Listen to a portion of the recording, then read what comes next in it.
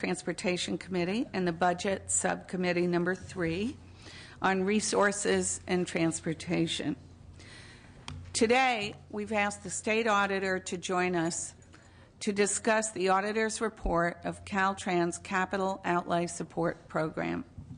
The audit is in response to a legislative request that the Auditor assess the performance, management, efficiency, and budget of Caltrans Support Program. The size of Caltrans Support Program alone merits a thoughtful periodic review. It is a $1.8 billion, that's right, billion, B, program to support Caltrans functions related to engineering, design, environmental studies, right-of-way acquisition, and construction management.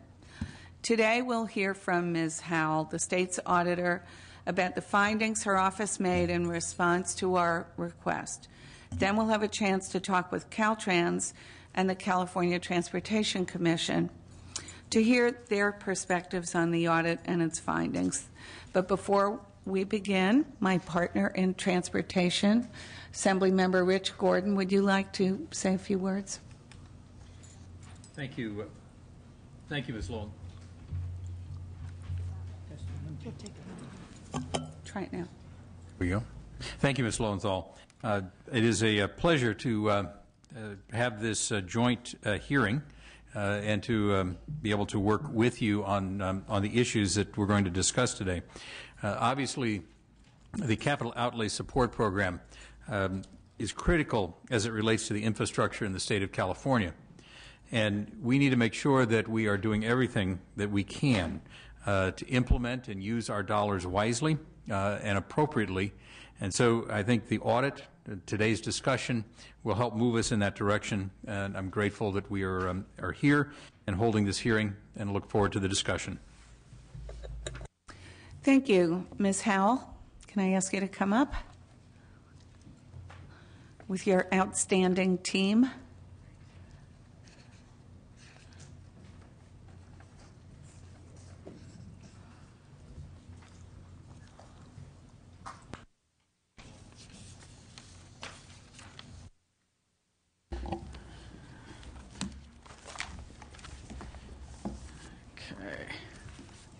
Good afternoon, Madam Chair, Mr. Chair. My name is Elaine Howell. I'm the California State Auditor. To my right is Laura Bull. Laura was the project manager on this particular project.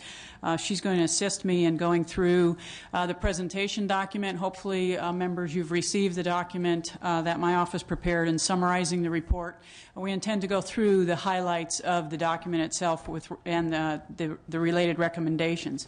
In addition, you can't see her, I don't think, behind the dais there is Stephanie Ramirez Ridgway. Stephanie was legal counsel, our senior staff counsel on this particular project, so if there are specific questions related to state law or any legal analysis we did, she can certainly answer those questions. So I thought what I would do, first of all, is start out by highlighting the specific key messages or key findings that we had in the audit report. As Assemblymember Lowenthal indicated, this was an audit of the Capital Outlay Support Program.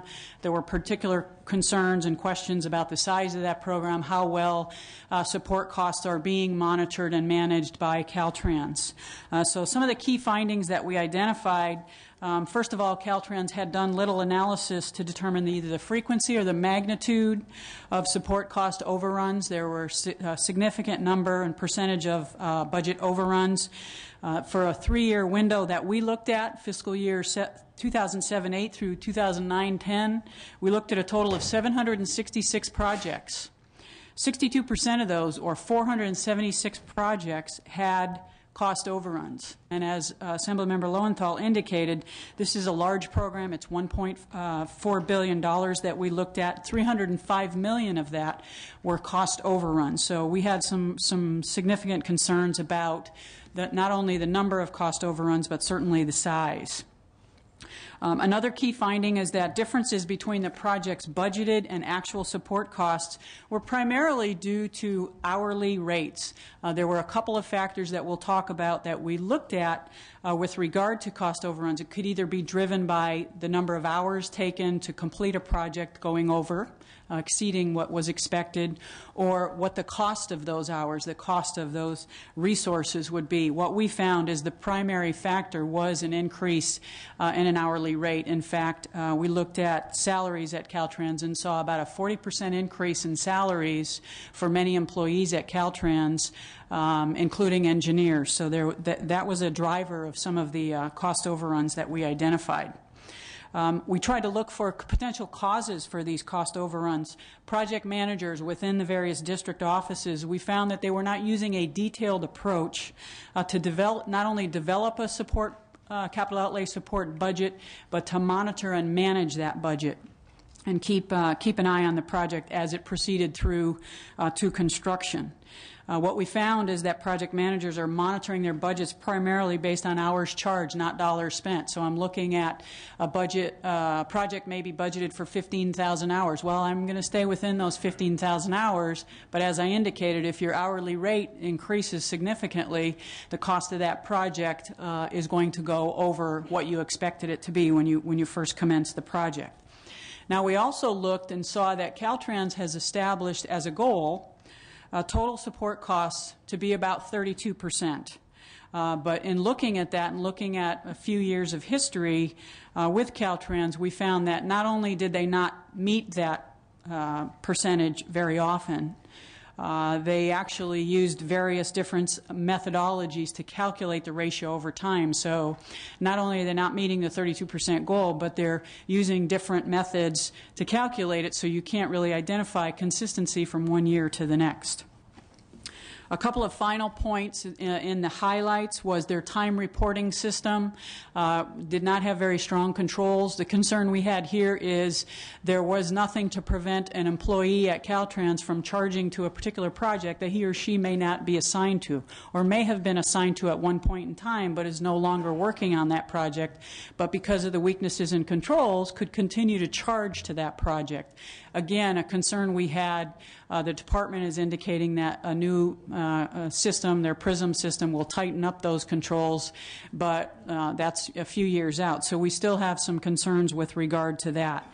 And we think there needs to be better use of performance metrics related to trying to minimize cost overruns. We'll get into that in a little bit more detail in a few minutes. And one of the key themes, I think, that shows throughout the report is a lack of an emphasis on really tracking capital outlay support costs. I mean, they're a smaller portion of a major construction project, obviously, and I think Caltrans really was focusing on those construction costs. But in the last few years, there seems to be more of an emphasis on trying to really pay up more attention to what the capital outlay support costs are. So those are kind of our umbrella key issues. What we're going to do now is go into each of those, not in a lot of detail. If you certainly have questions, we'll do the best we can to answer those, but try to give you a little bit of perspective on each of those. So starting out with prioritizing and monitoring capital outlay. As I indicated, when we looked at those 766 projects, we found 62% of those had gone over budget. In your handout, you'll see a table on page 3, and just note on the right-hand column of that particular table, you'll see a summary for both the STIP projects that we looked at and the SHOP projects that we looked at. And as you can see, out of the 766 projects we looked at, 476 were over budget. That represents the 62%.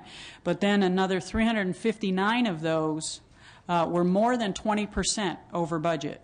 So trying to highlight, again, there needs to be more emphasis on trying to control these types of costs. We separated it by STIP and SHOP. I'm sure many of you are aware the STIP program is a program to increase the capacity of transportation infrastructure in California. SHOP is more about maintenance, rehabilitation, and preservation of existing transportation areas in the state. So we separated those two, and we found that the average cost overrun for a STIP project, again, this is the support cost, was about $1.5 million. Now, if you look at that compared to what a typical STIP project is, it's about $4.3 million. So you're looking at a pretty significant cost overrun as far as capital outlay support. The SHOP project similarly had about a $329,000 overrun on average. The budget for those typically is about $1.3 million. So again, you're still seeing a somewhat significant cost overrun for those particular types of projects. What we recommended to the department is to make sure that they incorporate an analysis of cost variances, budget variances, for those that go over budget, and certainly for those that, in those cases where they're under budget, on a quarterly basis. Report that out to not only the agency within the administration, but the legislature and the governor, so that they're sharing that information with the legislature and with any stakeholders that may be interested in the particular projects. We also suggested that Caltrans establish a measurable goal for reducing those variances as they start tracking them, and have that as part of their strategic plan. So those were the key findings and key recommendations with regard to monitoring and managing variances in their capital outlay support. Now, we also, as I mentioned earlier, were concerned about a lack of emphasis on support costs. There really was Caltrans systems not really providing adequate data on support budgets. There, again, hadn't been an emphasis until recently for Caltrans to be tracking this information. When we looked at SHOP projects, the support budgets were really, in their words, informational only. They weren't really using them as a tool to manage or monitor projects. Some legislation that went into effect back in 1997 required some quarterly reports, some other information that really started to tighten up some of the accountability requirements for STIP projects. We found about 24 projects that we had identified. Some of them were currently in the construction phase. Some had not yet started the construction phase. But what we suggested is that the department go back and make sure, let's establish some capital outlay support budgets for these and start tracking them more closely. The department agreed on those that had not yet started. They felt it would be problematic for those that were already in the construction phase. We still believe it would be prudent for the department to come up with those budgets and continue to manage those for all 24 of those projects. Clearly, Caltrans is focusing on its new IT system, or its hopefully system that will be put into place in another year or so. It's called PRISM, which stands for Project Resource and Schedule Management. Our concern there is PRISM had intended to be completed, I think it was this year. Now it's been pushed out to 2012. We didn't do an actual audit of PRISM and looking at that system to determine whether or not it would meet Caltrans' needs and accomplish the things that Caltrans is asserting. But we certainly have concern that PRISM isn't going to be, really, the intention is to implement that statewide in 2012. Which is at least a year out. Their intent is to pilot it this summer in June in the Marysville district office. So we'll be interested in watching that closely and seeing how well PRISM really serves the needs of Caltrans. So recommendations specific to this, again, as I said, making sure that you establish those budgets for projects for capital outlay so that you continue to monitor them, those 24 projects in particular. And then developing a system to report on total budgets of support program projects. In some cases, we saw it was difficult because a project may be split up into individual pieces, or multiple projects may be combined, and you lose some of the ability to track costs and some continuity. So we're suggesting that they need to be able to track that information regardless of whether they decide to break a project up or to combine certain projects, smaller projects, into a larger project. Another area, as I indicated, is the factors that are driving some of these cost overruns. Again, we were looking at two particular factors to determine if one was more prevalent than the other, and that is this particular project going over budget with respect to the number of hours that are having to be invested in this project, or is it the cost of those particular hours? And in doing our analysis, we determined, as I said earlier, that the support cost overruns were primarily due to labor cost increases. And as I indicated, we looked at salary increases for certain Caltrans employees. It included engineers. And from fiscal year 2005-2006 through 2008-09, those salaries increased by more than 40%. What didn't happen was the budget, they didn't go back into those budgets and make adjustments for those changes in hourly rates. And that was driving some of these cost overruns to be occurring. A perfect example is we found a project that actually was under budget when you look at the hours. It was 14,000 hours under budget, but when you looked at costs, it exceeded costs by over $6 million. And again, it's that hourly rate that was driving that difference. What we did during the course of the audit is we went out to 4 district offices. We went to Fresno, Los Angeles, Oakland, and San Diego. And with the assistance of a consultant who's in the audience, New Point Group, we looked at some of those projects and determined whether or not project managers, how are they managing these projects? How are they tracking this information? And are they focusing on both trying to identify, as we did, looking at both the hours and the costs. And what we found is that many of the managers were really just monitoring their projects based on hours. So if you're not paying attention to the hourly rate, then you're going you're not really going to see that this budget for this particular project, that we're going to have a major overrun when you factor in the increases. The other thing that we saw is some of these project managers actually using more of a top-down approach, not real detailed approach, again, specifically looking at capital outlay support. So they're not doing a more comprehensive analysis of capital outlay support. They will really seem to be focused on construction. And again, we felt, based on what we saw out in the field, that we needed to make some recommendations to the department to have their project managers update their budget when assumptions change. If you learn that there has been a pay increase for certain Caltrans employees, and that's going to be a driver of costs related to your particular project, you need to go back in and modify that budget to be able to manage that, that information, regardless of the phase. So even though we may be in the construction phase, we want to still continue to manage what those costs are, what are the drivers for those costs, and certainly that would allow lessons learned for future projects, but certainly allow them, as we said earlier, to keep the legislature informed, keep the governor informed, and certainly the public informed with regard to costs for the various projects that they're working on out at the districts. What I'd like to do now is turn it over to my colleague, Laura Bull. Laura, again, was the project manager on this particular project, and she's going to step you through a few more of the key areas that we looked at during the course of the audit. Is this right here? Oh, this one? Okay. All right. Yeah, do you have a question? Actually, I do. On one point that you just made, asking a project manager to go in to revise their budget if, say, perhaps salaries increase.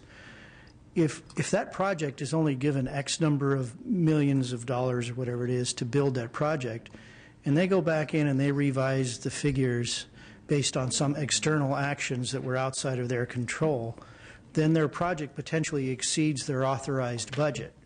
So at that point, do they shut down the project and wait till there's a new authorization, or do they proceed outside of their budget anyways? No, they would proceed outside of their budget anyway. So it'd just be an FYI revision. It wouldn't be meaningful. It'd just be, we know it's going to go over. I would argue that I think it is meaningful, because then they would be able to identify the cause of the overrun, which in this case, if they were to go back and adjust the authorized budget, it would reflect a change in the costs for the engineers. So if the cause was a change in salaries and benefits outside of their control. Mm-hmm. Yeah. Thanks. Okay. As Elaine mentioned at the beginning of the presentation, Caltrans has recently taken additional actions to focus more on managing support costs. And they had told us that until about 5 years ago, their focus was really on capital costs, and Elaine explained that at the beginning. One of the things that they have done recently is in a memorandum that took effect in July 2010, Caltrans, on a quarterly basis, is to produce a list of projects that are expected to exceed their budgets, and the project managers are required to prepare funding plans to address those potential cost overruns.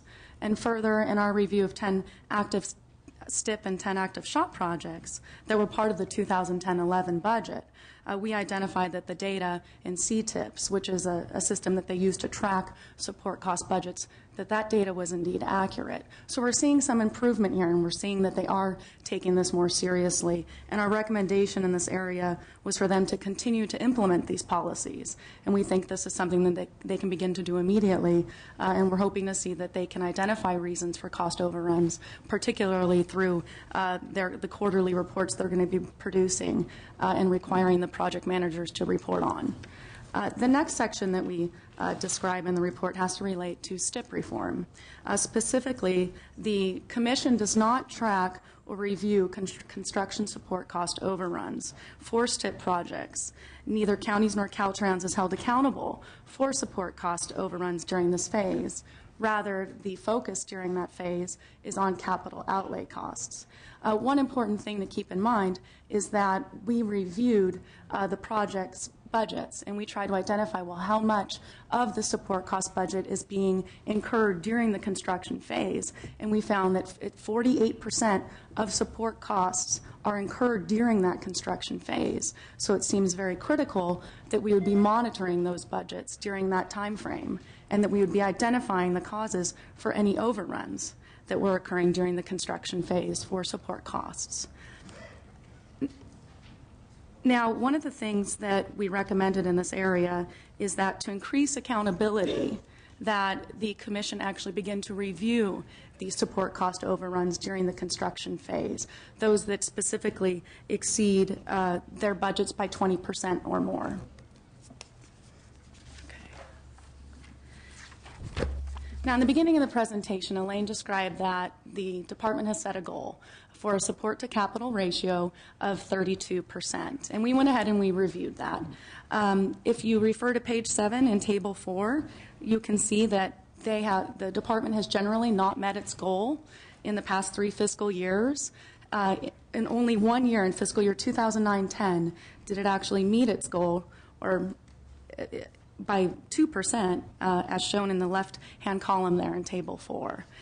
One of the other things that we identified here is that their support to capital ratio has limitations. Specifically, if you refer to table 5 on page 8, you can see that the support to capital ratio actually differs depending on the size and the type of the project at hand. For example, a project that is small, which we categorize as less than $1 million, has a support to capital ratio of greater than 100%, whereas for large projects where their size is 50 million or more, their support to capital ratio on average is 24%. So we had recommended that they make their support to capital ratio more meaningful by focusing on project size and type, and that they also develop goals regarding these ratios and report them on their website, so it's available to the public. There is a legislative recommendation here, and specifically the legislature should require Caltrans to include in its annual report an expanded methodology for reporting on these ratios. Currently, the requirement is that Caltrans only report on STIP projects during up into the construction phase, that support to capital ratio.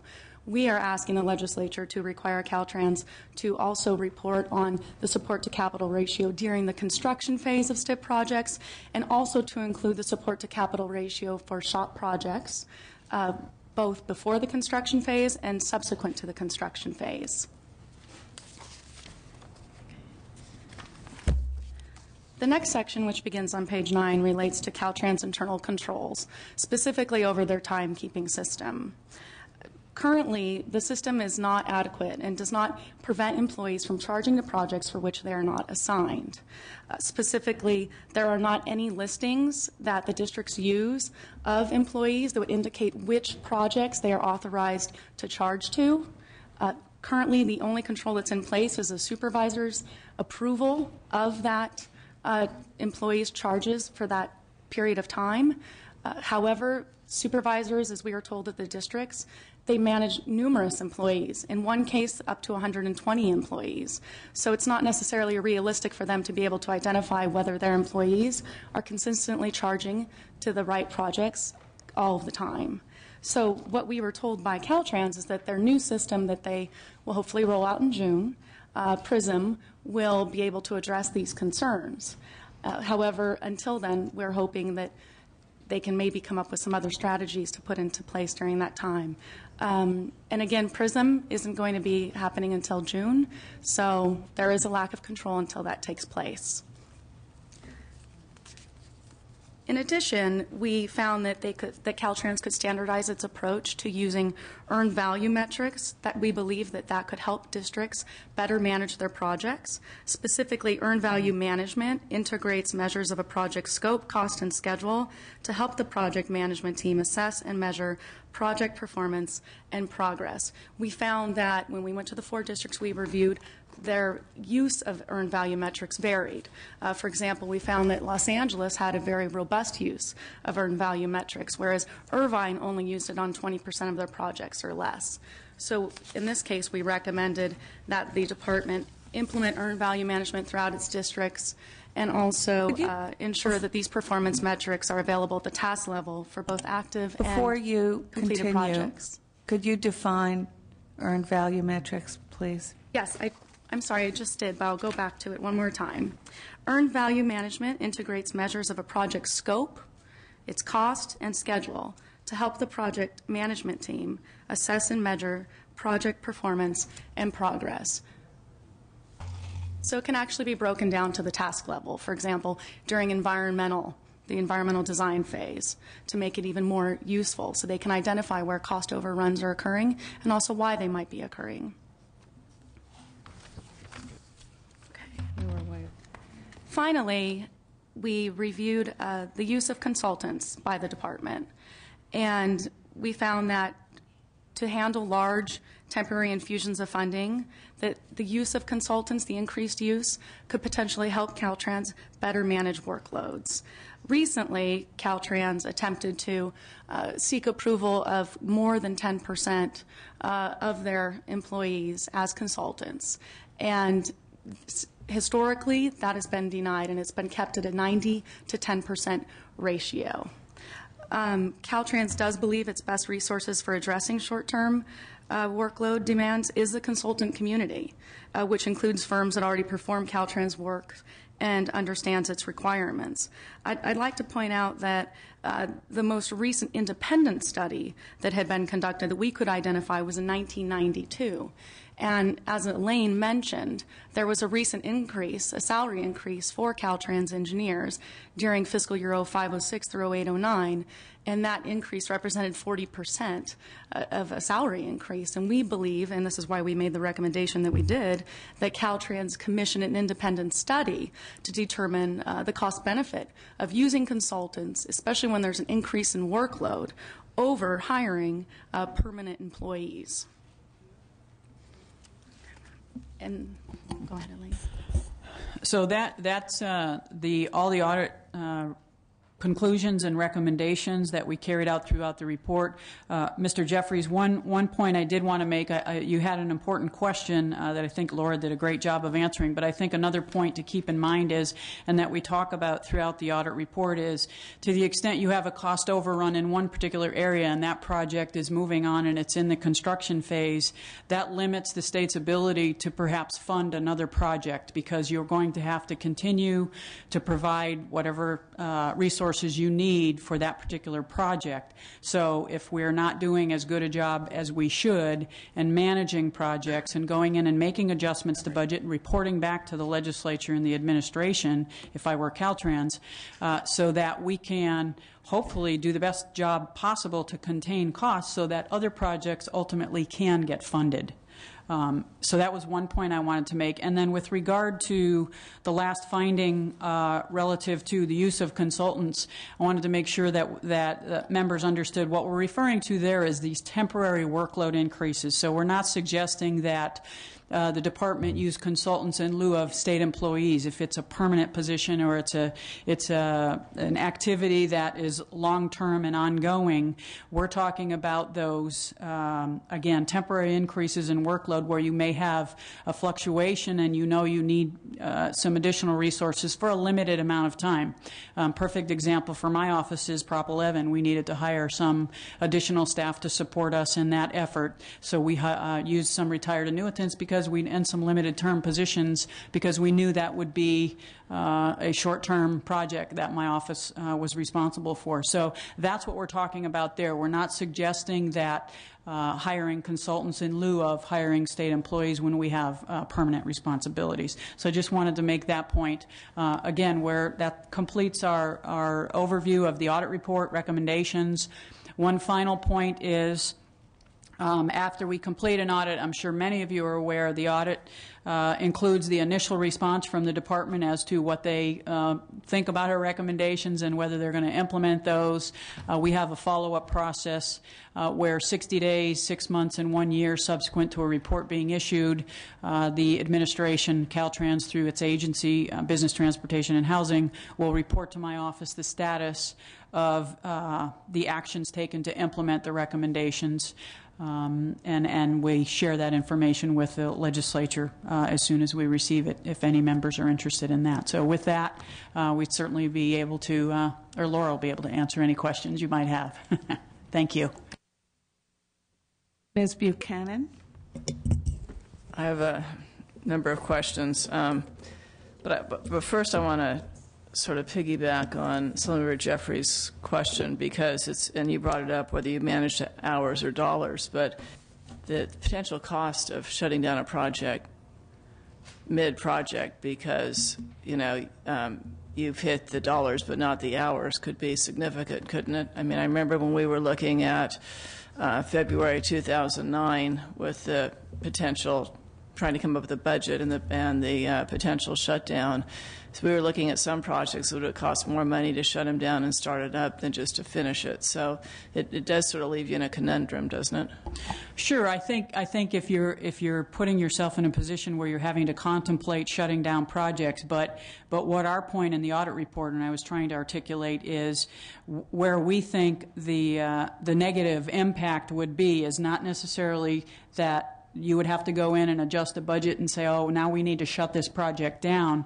What we were concerned about is if we're not keeping track of costs and identifying reasons for either cost overruns from an hourly rate or the number of hours invested in a project, are we learning any lessons from managing that particular project that we can carry forward? And we may be jeopardizing, because that job or construction project has gone over budget so significantly. And we saw some that were over 300% over budget. Right. When you have that, other projects that are maybe shovel-ready or maybe on the drawing board may never get funded. That's our concern. The question there is whether the budgets were done right to begin with or not. Because I think that's a valid if something's 300% over budget, either something very unexpected has come up or the budgets weren't good budgets to begin with, because I just have a few more questions. What policies, maybe Caltrans will have to answer this, or practices are in place at Caltrans to actually set up procedures and make sure they're followed in terms of managers and how they develop their budgets and how they update them? Go ahead. It's on.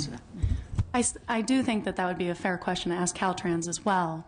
One of the things that we did determine when we went to the districts is there was quite a bit of discretion given to project managers in how they develop their budgets. That's why we saw some managers using a top-down approach and some using a more detailed approach. So I'm not entirely sure if that answers your question, but there's discretion given to them. In terms of, is there a form you fill out to make sure you're including budgeted amounts for all the different possible inputs to a project?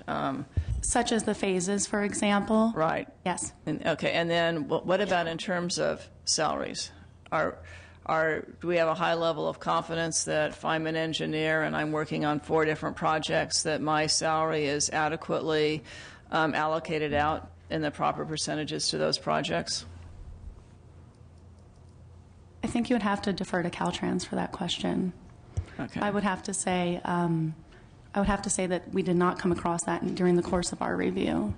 Right, because if that's sealed, if the inputs aren't done well, then it has a significant effect on the outputs. And then, you were saying that the PRISM will start its pilot in June, and we should be doing something in the interim. It's May. So are you talking about the interim between now and we pilot it, between now and when it goes into effect, or what is your suggestion there? Well, I think that some of the steps the department is currently taking should help address this. For example, the policy that they just put into place in July 2010, where they'll be on a quarterly basis following up with project managers on projects whose budgets exceed the support cost budget by more than 20%. Okay. These are some of the steps that they should be taking until PRISM is implemented that should address the issue to some extent. And one last question. I'll save the rest of my questions for Caltrans. But when I was chairing the budget sub last year, I was told that Caltrans does a zero-based budgeting every year. That's correct. That is, okay. Other questions?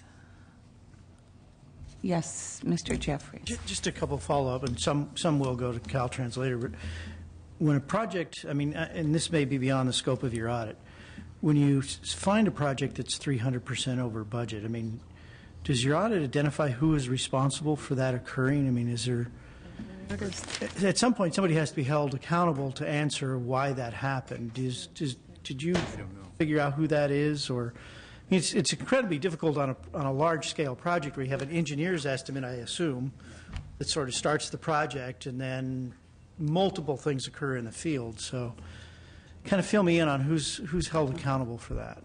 So, as Assemblymember Jeffries, are you asking, is it the department who should be monitoring these budgets? Well, I guess I'm asking to be educated as to there's an approval granted for a project. It's assigned X number of dollars to complete the project.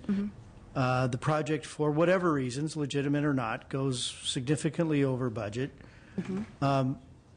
Who is responsible? Who is accountable? Who does the state, who does the legislature turn to and say, why is this happening? Why aren't you controlling this? Where do we go? I think there's a couple of things. I think, first of all, it starts at the top. You've got to start with the department, and that. But in addition to that, the concerns we raised in the audit report link, I think, directly to your question. When you have project managers out there who, up until a few years ago, were not focusing on, again, our audit's focused on capital outlay support. So when I'm talking about cost overruns, I'm talking about that particular component of a project. And our concern is, who would Caltrans go to?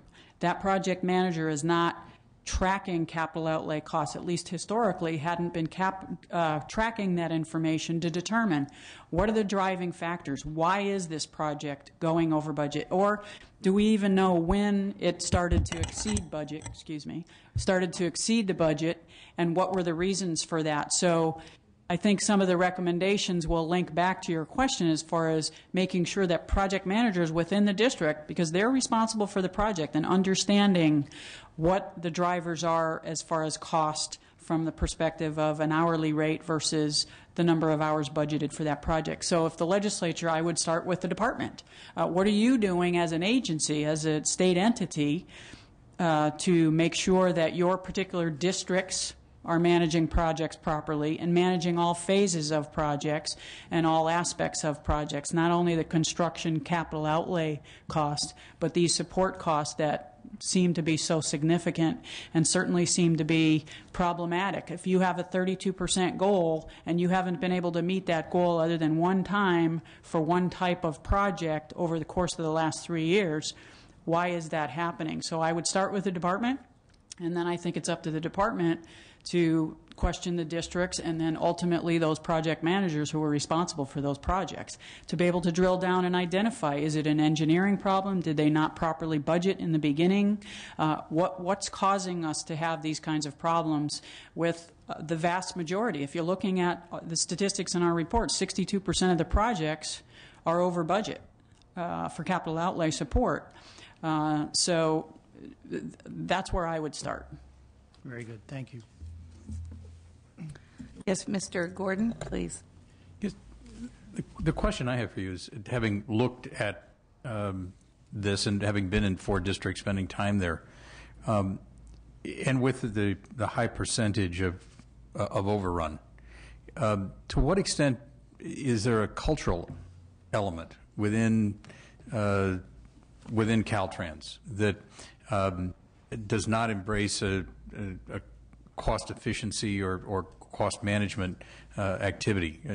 Is some of this just kind of a culture? Is it a lack of training, a lack of information systems? I mean, what do you think are the key issues? Well, I think it's a combination of certain as expectations. There are certain things that Caltrans has as far as expectations. When we looked, and they've acknowledged up until the last few years, capital outlay support was not something they focused on. They were focusing on other areas, which are very important areas as well. Construction costs and capital outlay, not support, but regular capital outlay is significant. So they were focusing their energies there. But I think they've now realized that they need to be focusing on capital outlay. So I don't think it would be fair for us to say there's a culture out there where Caltrans doesn't necessarily care or their employees don't care. I think they do, but I think you work up to the expectation. So as I was answering Mr. Jeffrey's questions, it starts at tone at the top at Caltrans, and we think managing and monitoring capital outlay support is important. We're going to establish measures. We're going to give you the tools you need.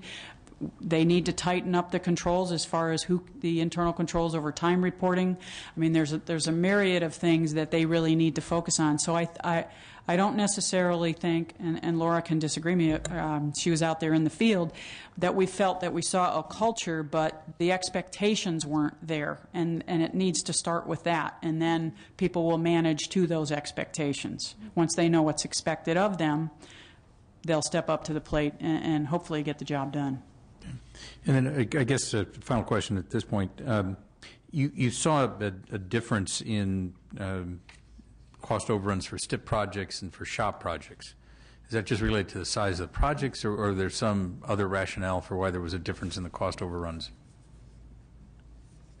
I don't have any specific knowledge. Again, the department might be able to answer that question. We didn't see anything with respect to one type of STIP project versus SHOP that led us to believe there was a difference in why the cost overrun was so significant on one and not in the other.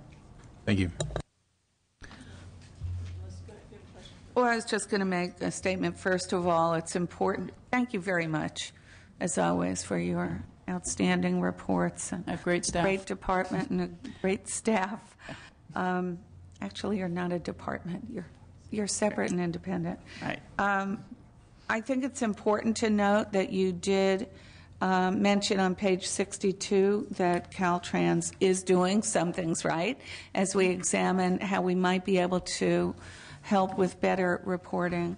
I really appreciate that you mentioned that the budget request process was reasonable.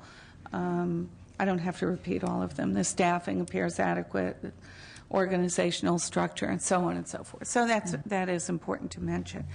But my question is that as we are spending a lot of time on your suggestions, your appropriate reporting recommendations for capital outlay support, what does that mean then to the other parts of what Caltrans does, to the scope, the schedule, the construction? I mean, don't we also need some focus on the other areas of project development? Well, I can't speak completely to other aspects of capital outlay as far as the construction phase. I mean, the scope of what we were specifically asked in this particular audit was really focused on capital outlay support program and how well they were managing those programs and those dollars and hours. So I can't speak to the rest of the different responsibilities that Caltrans has. Okay. Apologize, but that, really the findings that we have are really focused on a particular area that the legislature, Ms. Buchanan and others were concerned about. I also think it's very interesting that the different districts do their management so differently, and I am concerned about, as you mentioned, the standardization of that in the future. So I thank you for bringing that up. Thank you. Ms. Buchanan. Thank you. Thank you for indulging me. Two more quick questions. You know, when we were doing construction projects in the school district, if you're just starting out with an idea, you have like 40, 50% contingency, and by the time you get to bid, depending on the type of project, that contingency was reduced dramatically because as you went through the design process, more was known. How frequently are the budgets updated as they go through that process? Well, the budgets can be updated on an ongoing basis up until the construction phase. To the extent that the budget exceeds 20%, it can then be updated during the construction phase, not related to support costs, though. Were you able to identify a practice, though, where each of them, they do go in quarterly or at each phase and they update them? We did select 40 projects, and we reviewed those projects at the districts that we've reviewed, and we did identify that there was a process for updating the budgets when necessary. And then that did vary. All right. And then my second question is this, because I really believe the whole key here is getting a system that's uniform, that tracks costs, and time, and basically a construction management program in there. PRISM, I think, was started in 1999, and now it's 2011, so that's 12 years. I mean, if I were buying computers, I probably would have owned 3 computers in that time because technology has changed dramatically. Do you know if PRISM is going to give us the tools we need? Is there any way of knowing? I mean, We can audit it. We actually did not get into a lot of specifics in looking at PRISM, and I know that was an audit that you brought to the committee last year that didn't make it out of committee. We have concerns, certainly, because the project has taken such a long time, and as Laura was indicating earlier, they're going to pilot it in June, but my understanding is that's at the Marysville District Office. So when she was referring to some interim measures, I don't know how soon. I mean, all I know from looking at the audit report, and perhaps Laura can give me more specifics or the department can, they're not talking about statewide implementation of PRISM until sometime in 2012. So we're at least a year out. And as you indicated, that would be 12 or 13 years. And we didn't do an assessment of this is what Caltrans intends to do as far as, or what Caltrans needs to be able to manage and monitor projects and modify budgets and report out quarterly. Is PRISM going to have that capability or not? We don't know the answer to that question. We didn't audit that. Thank you. Thank you very much. Appreciate it. Thank you, Madam Chair, Chair Gordon, and members. Thank you so much. Thank you. Thank you, Laura. You do a great job. Ms. McKim, could you come up and give us your report? And as you're coming up, I just want to say congratulations on your retirement. 40 years of state service is really an extraordinary career. And the thought of losing those 40 years and that institutional memory does not make us feel good. But we all wish you well and hope to continue seeing you after you retire. Thank you very much. This is the part where the guys on the committee are supposed to say, but you don't look like you could have possibly have 40 years of state service. But I knew that's what you were thinking. Thank you for the opportunity. Did you hear Mr. Ashajian? Would you please? I actually wanted to say something, but you spoke ahead after. Congratulations. 39 never looked so good. Thank you. I brought with me today my Chief Deputy, Malcolm Doherty, and Rick Land, our Chief Engineer, who will be available to answer some specific questions that you may have. I have a few opening remarks. First of all, I would like to thank the legislature for the opportunity to have this audit done, because one of the things that we're trying to do at Caltrans is implement a better focus on spending the taxpayer dollars as effectively as possible. And that is a direction that we've had at Caltrans over the past several years. And I am heartened to hear the auditor Elaine Howell's comment acknowledging the efforts that Caltrans has already undertaken. In fact, as you read through the audit report itself, some of the information upon which they relied was based on Caltrans' independent efforts to try to tighten up that control over capital outlay support. Our focus over the past several years under the Will Kempton years, very important incremental approach was focusing on getting schedules and projects delivered as promised. But in that effort to focus on schedule, completing projects on schedule, we didn't focus on the capital outlay support costs associated with meeting those schedules. So this is an important effort that we at Caltrans have acknowledged over the past several years. We are the ones who instituted the independent look by the University of California ITS on what are the more appropriate performance metrics for capital outlay support. And that report has just recently become available. And as recommended by the state auditor, we are going to be implementing the suggestions provided by that research study, so that the focus isn't just on support to capital ratio. And this is something that I'd like to kind of make a point. I apologize because we focus so much on support to capital ratio, but the strange thing about support to capital ratio as a measure of performance is that it relies totally on the cost of the overall project. So, for example, when we had extraordinarily high capital costs 3, 4, 5 years ago before the economy kind of soured on us, the support to capital ratio was lower because your support costs were down, but the capital costs were really up. Fast forward a couple of years, the capital costs come down, your support costs stay basically the same or a little higher without any effort on the part of Caltrans itself. Then the support cost ratio goes in the opposite direction. So we need to have better performance metrics for our program, and we intend to implement those in the months ahead, and also look for ways to be able to put a perspective on support to capital. If you have a smaller project, the number of hours it takes to get that project delivered can be higher than for the bigger projects as well. So that's the kind of thing that the auditor has recommended, and we knew about and had already taken some steps. We know we need to make those improvements. We want to improve accountability internally and with the public by providing external reporting and develop improved performance metrics related to the support program.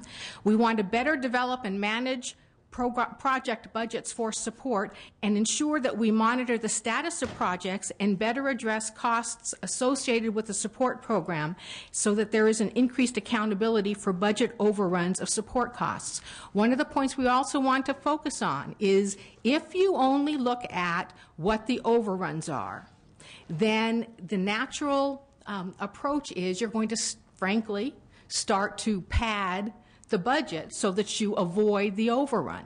That's not a good outcome either. So what we talked to the auditor about doing is establishing a range, a plus or minus against the budget, so that you don't have an inappropriate incentive toward that budget padding. We saw that a little bit with the capital costs early on. The way to avoid getting questioned by the California Transportation Commission about your project budget overrun was to go in with a higher budget. That's not what we want. We want to be able to effectively use the funds available. So what we're all after is trying to make sure that the budgets that are established are accurate and that they are updated as issues outside the control of the project manager occur. So, for example, one of the things that the audit report identified was this 40% increase. They said it was including engineers. I am not an engineer. I want to make sure you all know that the 40% salary increases were for bargaining unit 9, which is the engineering resource. It was not 40% increase for Caltrans staff across the board. just wanted to make sure to clarify that. But you're also seeing over that same period of time a similar increase in the costs for outside consultants as well. So while Caltrans engineering support costs increased associated with the hourly rate for support, so did the consultant costs on an hourly basis. So I just don't want to leave the impression that consultants are necessarily more effective or less costly than state staff as well. Since 2008, the department has begun programming all 4 major support budget components in the State Highway Operations and Preservation Program. That's since 2008. Beginning in fiscal year 2009-10, the department added preliminary engineering support budgets and actual expenditures to the contracts for delivery. And currently, the department is implementing the new policy established in February 2010 to further reinforce and proactively manage project support budgets. The department has been developing a report with the commission staff on project support budgets at the completion of projects. And this is a really important point that I would add. When the auditor did their audit, they were looking at, appropriately so, the support costs associated with projects that were completed during those 4 years. But I want you to understand that some of those projects, some of the support costs for those projects were actually getting incurred in 1997, 98, 99, 2000, well before the Will Kempton years, well before some of the improvements in support cost monitoring that we have just recently implemented. So if you looked at those percentages and compared them against when those support costs first started getting implemented, you'll see that for the older projects, the ones that were delivered earlier in their study period, the support cost overruns were significantly higher than the projects that were started more recently in the past 4 years. Okay, with that, I would like to ask our chief engineer. One quick clarifying question. Were they higher in terms of dollar or percent? Dollars. And that's one of the things I think we've talked, and we agree. I want to make sure that you all understand, that you all hear. We agree with the recommendations provided by the Bureau of State Audits in their report. We have already begun implementing most of their recommendations, and we intend to fully implement their recommendations within the next 12 or 13 months by next year. So we are putting in place actions that will reinforce our already existing policy and direction provided to our project managers in the field, that capital outlay support costs need to be managed, that the budgets need to be adjusted when things happen. I think that's, from my perspective, one of the key findings and one of the key issues, is we had budgets that were established very early in the process, and then we neglected to go back and adjust those budgets to reflect the new salary levels. That's a key failure on our part, and I absolutely agree that we need to sharpen our approach and make sure that we are adjusting the budgets appropriately. Now, if it's a budget increase, I would be the issue is a budget increase associated with something like a salary increase that's essentially out of the project manager's control, or some other issue that can be modified by an action taken by the project manager. But if you have estimated that it will take 1,000 hours of effort to deliver a project, and you deliver that project within those 1,000 hours, but the difference was the salary rate associated with that, that's a different issue than having a project that you originally estimated would take 1,000 hours ending up taking 1,500 hours or 2,000 hours or 3,000 hours. And for the most part, the issues that the auditor found with the projects that they evaluated was a factor of the change in the salary rate, not an increase in the number of hours involved. So with that, I would like to pass the baton onto our chief engineer, who is in the best position as the responsible party within the department for our capital outlay support program. Unless you have any questions for me, but you'll always get another opportunity to hit me after Rick, if that's okay. Mr. Jeffries, please. I can't let go of this PRISM issue. I just learned this, apparently, as we were discussing it. The computer programming, tracking programming began in 1999. Procurement began in 2000, and it was supposed to be implemented by 2008. So it was going to be an 8-year development and implementation anyways. Now we're at 2011, 2012. How much money has been spent to develop a program that hasn't seen the light of day yet? Rick? We can certainly get that for you. One of the things that I want to make clear, however, is the majority of that time spent was in procuring a contract to bring on an entity to help us implement an off-the-shelf product. And that work actually has only been underway now for about 2 years. So the majority of that time was developing the need statement, the feasibility study report, and then we had significant time burned up in actually procuring both the off-the-shelf software package and then the consultant to work with us to implement it into our processes and procedures. So it's only been recently where we've been doing a lot of active work on getting the PRISM project implemented and ready to move into the pilot phase.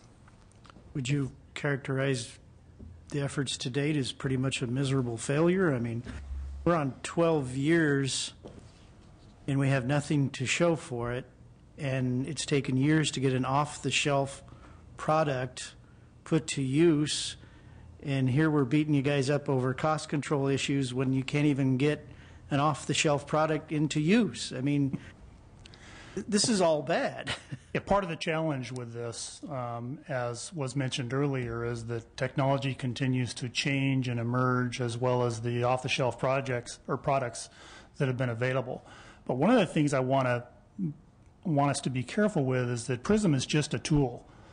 It is a tool to help us gather data in a more succinct, real-time way, and also to put into place tools that allow project managers to manage schedules and manage resources in a more real-time fashion. It's not the answer to improving right, I how we understand manage that. I support mean, costs. it's a part of a solution. I get that, but I guess my curiosity is going to be piqued or put at ease when I find out how much money has been spent to develop this tool and see where we're at on it. So I look forward to seeing that amount.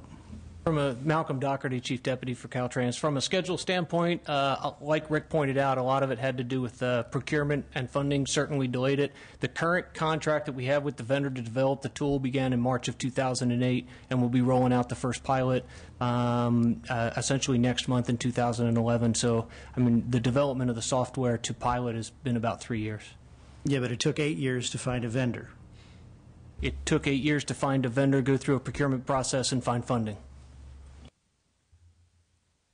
So We need to revise the procurement process to begin with. Okay. Ms. Buchanan. I actually hope to have a hearing on procurement at some point in time. So how long would you say the needs assessment took? Out of the 8 years, how long did it take for the needs assessment? For the PRISM project? Yeah. I don't have an answer to that. Okay, and then how long was the procurement? You know?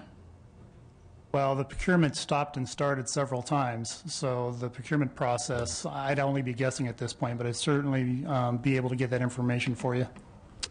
So I have to go to another committee meeting, so I just want to make a few comments. I really think the problem is less capital outlay support and more the system.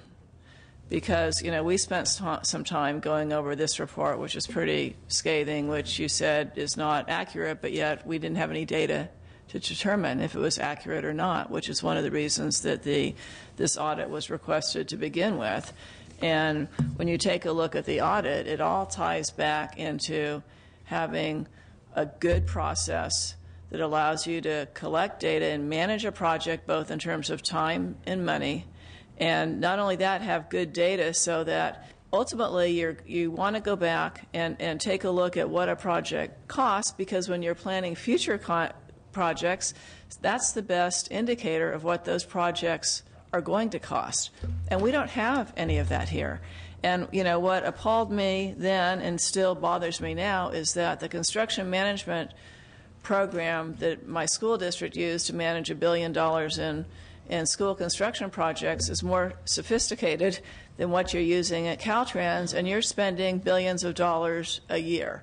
And so my feeling, is that, the audit points out what all of us know, and that PRISM has got to be a priority. There's got to be involvement by the technology agency to make sure that it can get implemented, and I hopefully also by the auditor's office to make sure that we are getting all the pieces of information we need in it, so we're not paying a whole lot of money for change orders after it's implemented. But ultimately, I think that is the key. Implementing that, making sure that people are trained, that everyone at all levels, so that if, again, my initial question, if I'm working on 4 projects and it's 10% of my time is spent on one and 30% on another and 40% on another and 20%, my salary has to be allocated accordingly. Because if you allocate all my salary to one project and not the 4, your capital outlay support costs are going to escalate. So when I take a look at Caltrans, there's no doubt if you talk to people out there at the local level, they feel that under Will Kempton's leadership that Caltrans has made great strides in getting projects done. They feel like they're getting better service. But the reality is that we do not have a system in place, and we probably spend more money on Caltrans than many other programs. We do not have a system in place that adequately allows us to track costs and time. And that has to be a top priority. Without that, it makes it very difficult for the legislature to take any kinds of action to know, are we better, when do we contract out, when do we not contract out, how are we, you don't want to get, as they were pointed out, you don't want to get to the point where your cost overruns are such that you can't finish or start other projects that you're planning. A lot of times you've got local matches or self-help counties. So I can't think of a higher priority right now than doing that, because ultimately that will affect the public's confidence in you and in our legislature and in our ability to deliver services. So that's, the basic comment that I have. I don't know if I'm going to make it back in time to you might be finished with the hearing by then. But I also want to thank the chair for having this hearing and compliment the auditor's office. And I know, based on our prior conversations, I know you can hear my frustration, but I have picked up a willingness on your part to acknowledge there's got to be change and to implement. And I just hope that is given a priority, because if you don't track your money well and manage it, nothing else really matters. Thank you, and we absolutely agree. I think this is an add-on to Ms. Buchanan's question. So what is the process for updating a project support budget?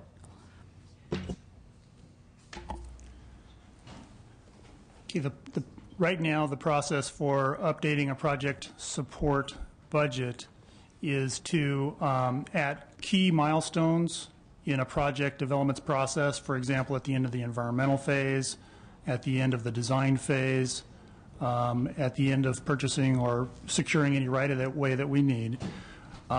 We have a project change request process. And if I may, to help explain that a little bit better, let me put up one quick chart that I think relates to the whole discussion.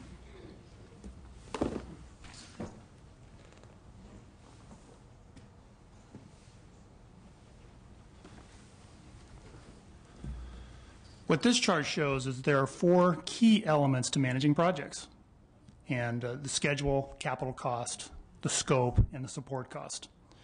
And for each one of these elements, when there's a change that needs to be made in any of them, and specifically up until about 3-4 years ago, we were focused on scope, capital cost, and schedule, as was mentioned even when the BSA folks were up here. we have a project change request process where a district or a project manager that needs to make a change in any of the 4 elements submits that request to our headquarters office, and we have a review. What's the reason? Is it justified? Does it make sense? And we actually have a review process for modifying project budgets. Thank you. Any other comments? Thank you. Thank you very much. I'm eager to hear from members of the public if there were no other comments here, and then we might want to call you back. Thank you. Oh, we have, okay, sorry, Andre Boutros from the CTC. And Mr. Baker, if you could wait just a moment.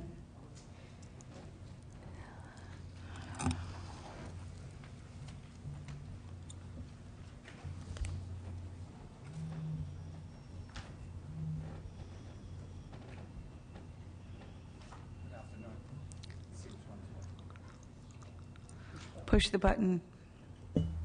There you go.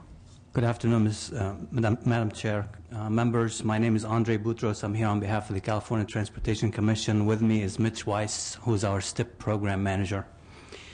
First of all, thank you for including us in this hearing. The hearing, the report that was published by the Bureau of State Audits really did a fantastic job identifying some positive areas where Caltrans and, of course, indirectly the Commission has been able to deliver projects and programs over the years.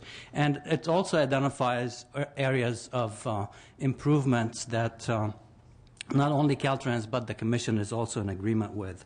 The Commission is very interested in seeing a structure to control cost in the overall sense. And when we're talking about cost, we're not really just talking about support costs. We're talking about project cost in general, because support cost is an element of the project cost. And if we start to look at support as the only factor, we run the risk of possibly increasing capital cost as well as possibly delaying projects. So we need to keep those all together. This is an integrated process that really supports itself in a way. So I want to really make sure that we make this point clear as we move forward. With respect to the STIP, which is really a program that is of limited size at this point, the 2010 STIP, as an example, was estimated at $5.6 billion. That $5.6 billion leverages another $15 billion of funds from other sources, such as bond funds, federal funds, and local funds. So when we're talking about the STIP, we're talking about really a big program because there are STIP dollars in a lot of projects. So many projects go through the process of identifying scope, schedule, and cost early in the process, and then again they get adjusted as the STIP is reprogrammed every 2 years if there are any needs to reprogram those elements of work. And one example of something that the Commission, in coordination and support by the Department, has done over the last few years is really related to Proposition 1B funding.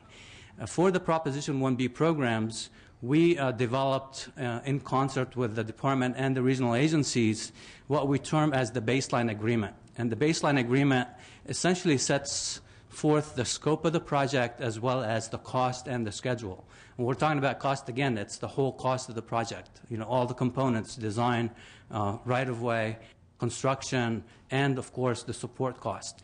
And those reports are generated on a quarterly basis, and they're provided to the Commission.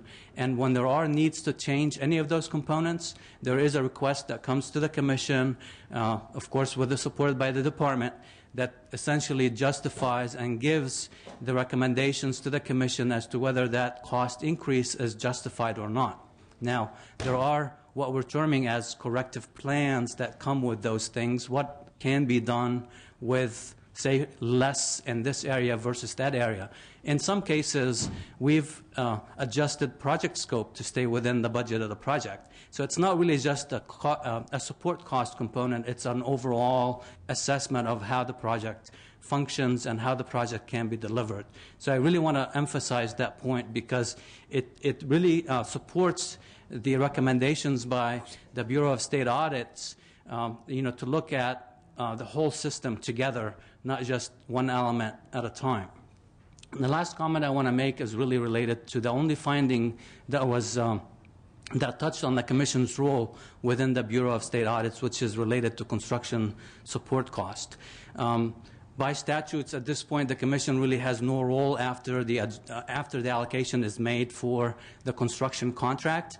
Prior to the allocation, an agency can request a change to the program if the change in the engineer's estimate is within, or I should say, 20% more or less of the original programmed amount. But once the allocation is made, the Commission really doesn't make any adjustments to that budget unless there is a change in the capital cost of the project where a supplemental budget request comes to the Commission for that change. So the Commission really has very limited involvement in the construction phase of the project. Mr. Boutros, could I just ask on that subject, is that something that your Commission might like to do to step up its oversight once? I think the Commission would be more than happy to, except we need to make sure that we understand what may be involved within that function.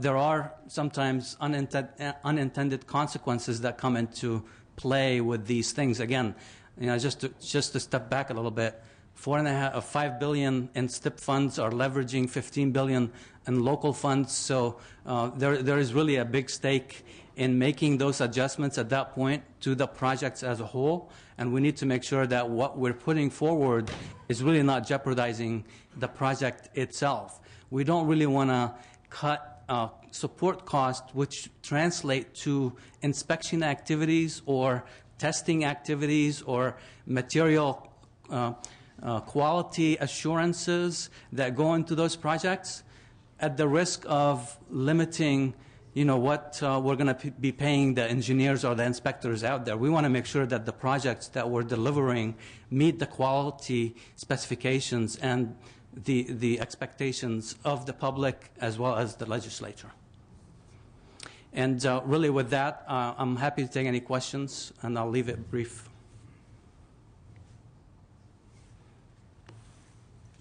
What's that? I don't know where to begin.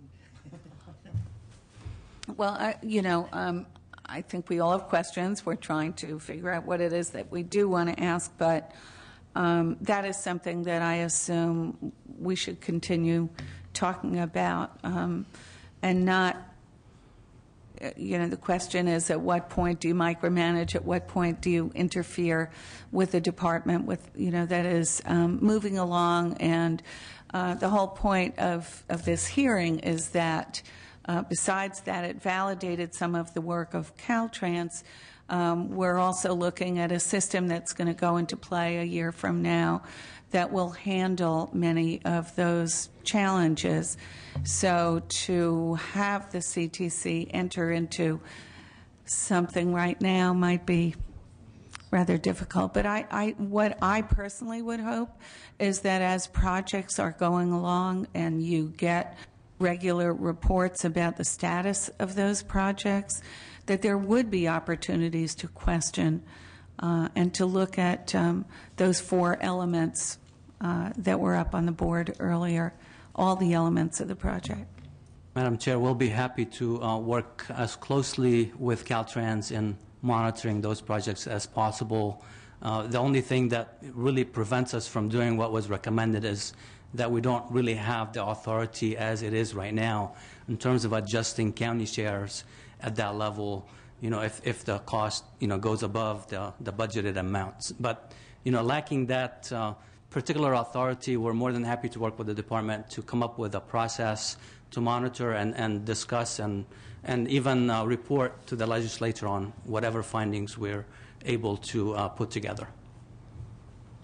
Mr. Jeffries. Yeah, if I could follow up on that, and then a subject a little outside of this topic, but I do support trying to enhance the oversight that CTC should have of utilization of the state resources in building state projects. I think it's unrealistic to expect that the legislature is going to be able to dedicate the time and resources to drilling down into all of these when you have the staff and a commission in place that's its sole purpose is transportation projects.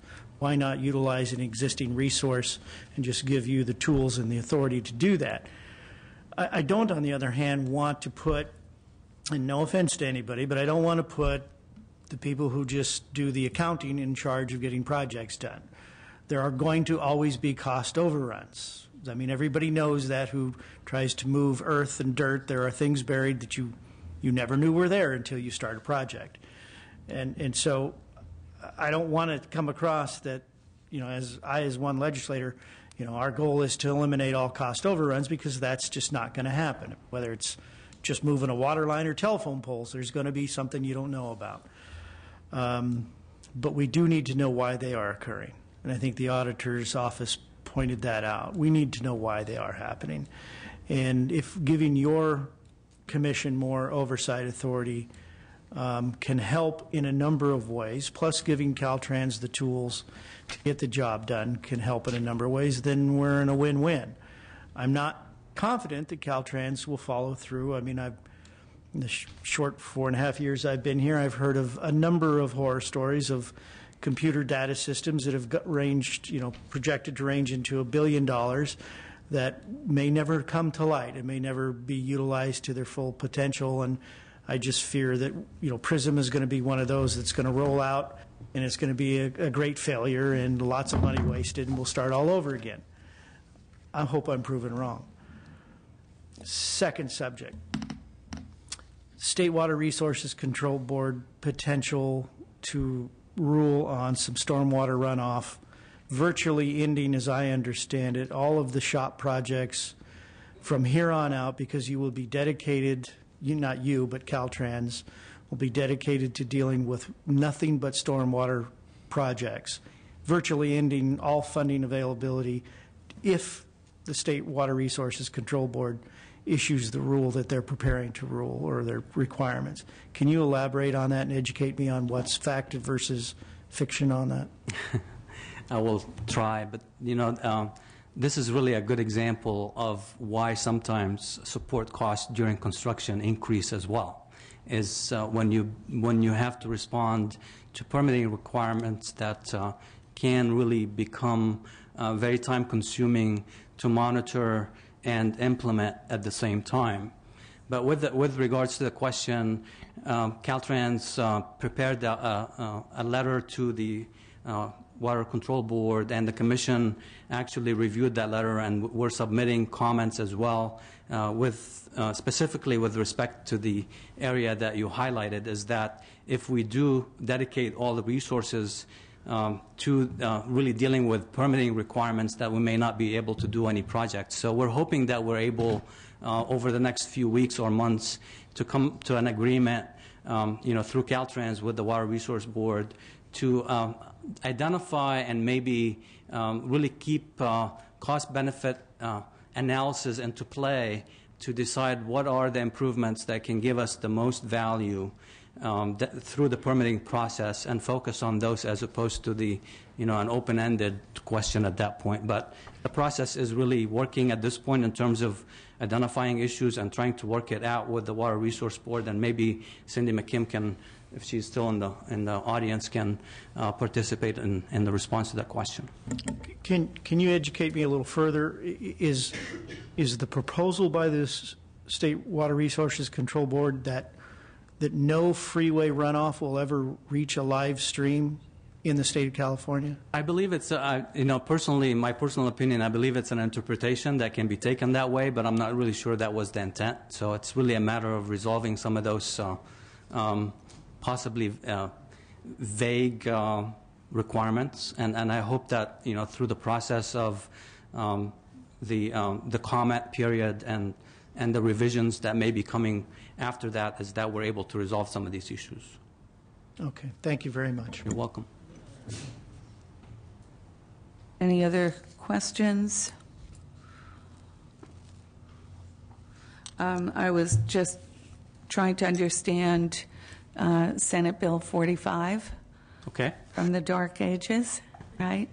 And my question is, why was it written to provide for a 20% variance in project costs versus project budget? I'm going to defer to my STIP guru over here, Mitch Weiss.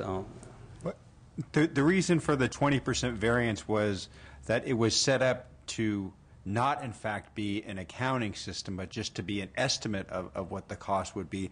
The idea would be that there would be always some overage and underage, but that was it was an estimate, not an accounting, and that one of the challenges that the prior system had in place was that it was very time-consuming to do an actual accounting for every project, and that it was challenging not just for the region but for Caltrans to continually have the amount that they had available in shares updated on an ongoing basis based on completed projects.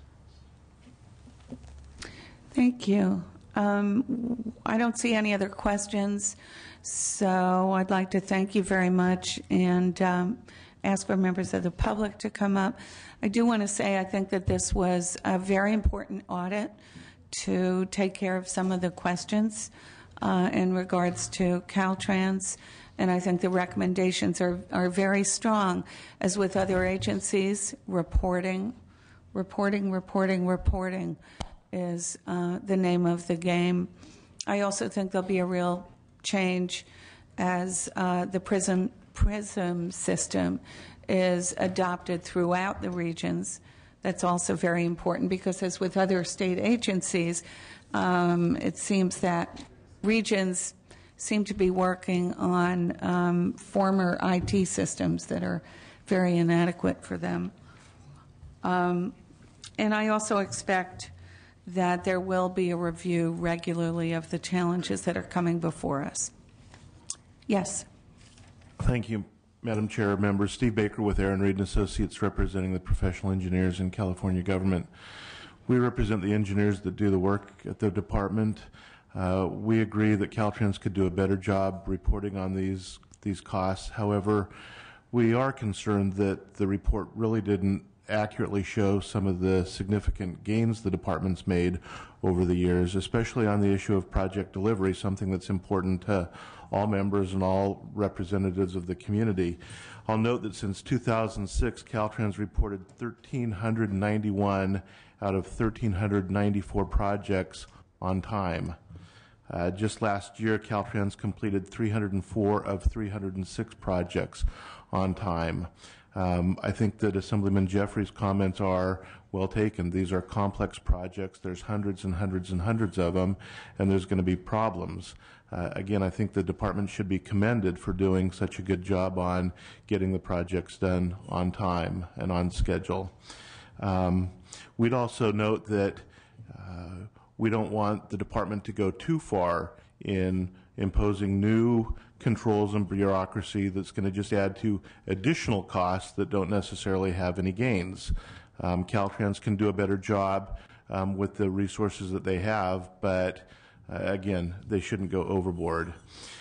Just very quickly on the issue of outsourcing, the LAO suggests that the department should use more outsourcing for short-term workload demands. We would note that over the last 3 years, Caltrans has been in a significant reduction mode. They've eliminated over 1,000 positions, going backwards, having less people. That shows that there are not workload peaks right now. If anything, the opposite is true. Also on the issue of costs, according to the Department of Finance in the annual reports they provide to the Budget Committee, Assemblyman Gordon, the Department of Finance reported that last year cost of Caltrans capital outlay support engineer was $113,000 for the total cost. That's taking the lump sum, dividing it by the number of positions, coming to that number.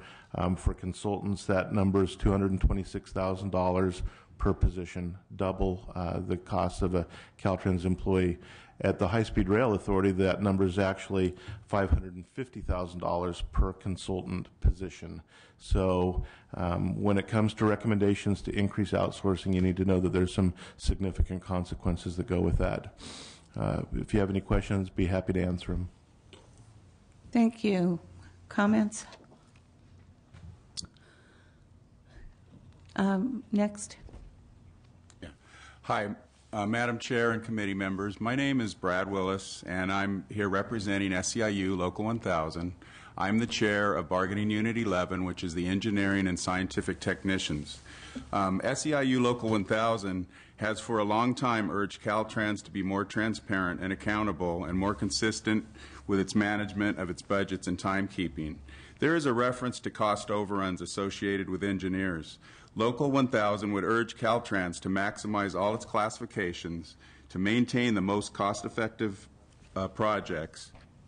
Maybe there are positions and work that could be done by other classifications. Many of the jobs that are being done by some of the engineers historically were done by people in our bargaining unit. So that's something we would like you to look at. Also, Local 1000 is very supportive of more oversight by the legislature when the projects significantly differ from their budgets. So we're in support of looking at the budgeting and why we're getting cost overruns. Thank you very much. Good afternoon, Madam Chairman.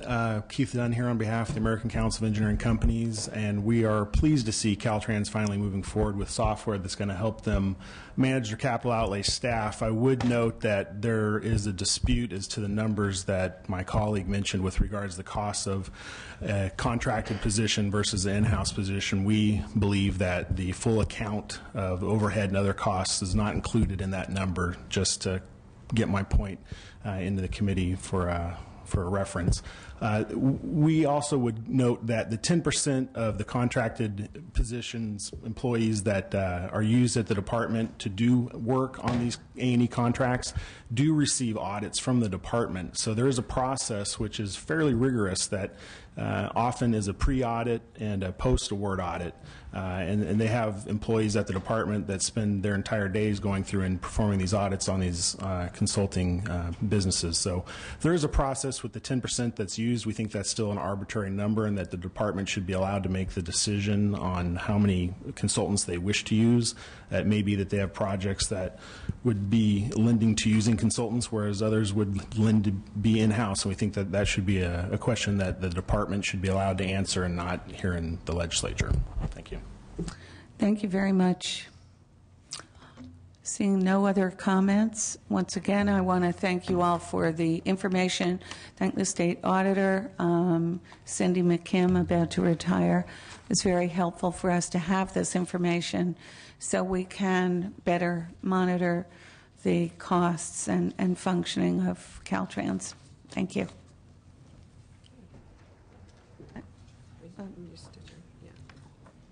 Do I need to adjourn? Okay. We're adjourned.